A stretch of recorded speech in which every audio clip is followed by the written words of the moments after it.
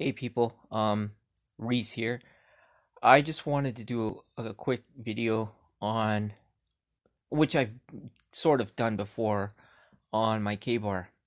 Um, Now I know that there's millions of videos on the K-bar, but let me just tell you my experience with it. Now, I love knives, okay? I've had Beckers and the Rat 7. Um, I've had Cold Steels, but I always go back to this knife, the K-bar. It's just so useful, and it feels really good when you're doing light chopping. And I've seen people take down trees and baton with this knife.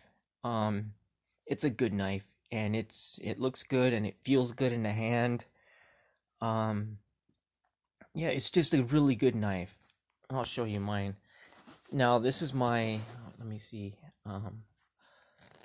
Well, I had another one just like this one. Hold on. But here she is. This one's a serrated. I've never had a serrated one. Well, actually, no, that's not true. I had the Tonto, but I've never had the UMC K-bar with serrations. So a friend of mine gave me this one. This is pretty cool. Now that's my. Now that's I'm on my third K-bar. Like I've had another one that I didn't even barely use, and I sold it because I needed the money. And that was a plain edge one. I should have kept that one and just sold this one, but whatever. This was my second. Let's compare the two, shall we? Sorry, I'm not ambidextrous or whatever. Now you can tell this one has seen a lot of use. Uh, yeah, I use my knives. I don't just wear them on my belt. I actually do use them. Um, yeah, been through some memorable times with this bad boy. Um, so yeah, this is my K-bar. Both are my K-bar. Oh, this one, I just recently got this like about a week ago. Look at the fuller. Okay, compare the two fullers. Tell me if you notice a difference.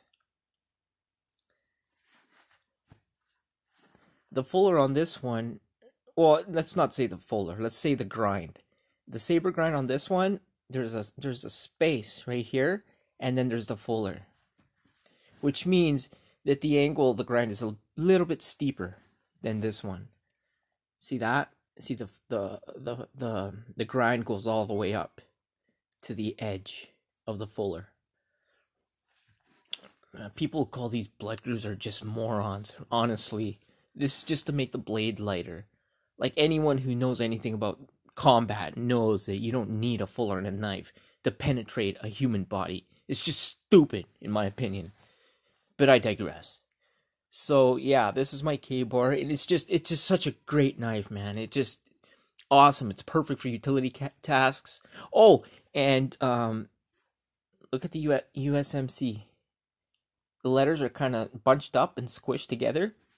This one is more. You see how wide the font is?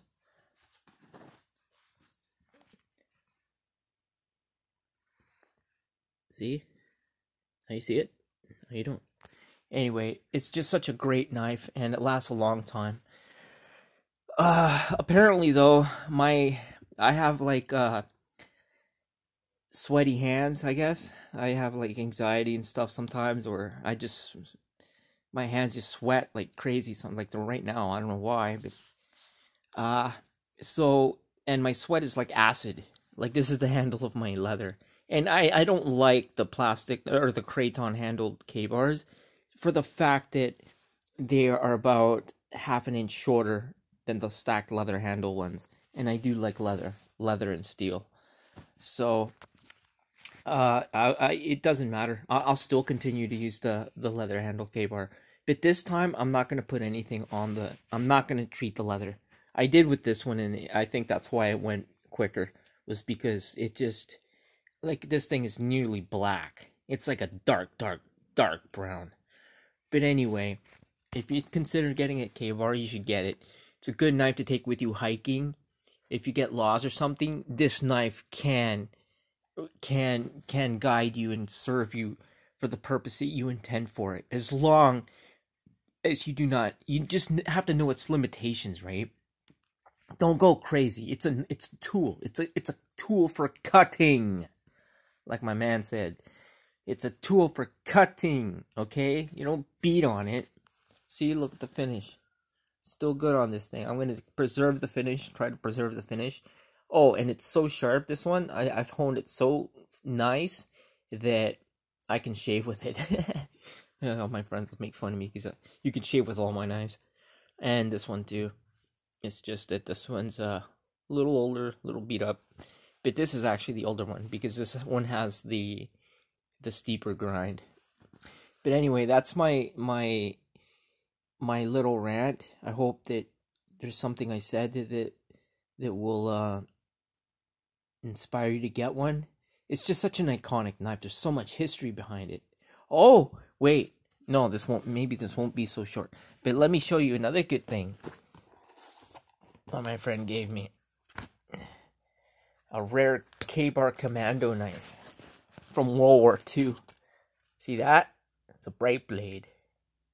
And it says Kabar. I don't know if you can see that. Focus. Focus. Damn cell phone cameras never get anything right. And I have another one too. Where is it? I just thought I'd show you guys. I keep him in my cold steel case.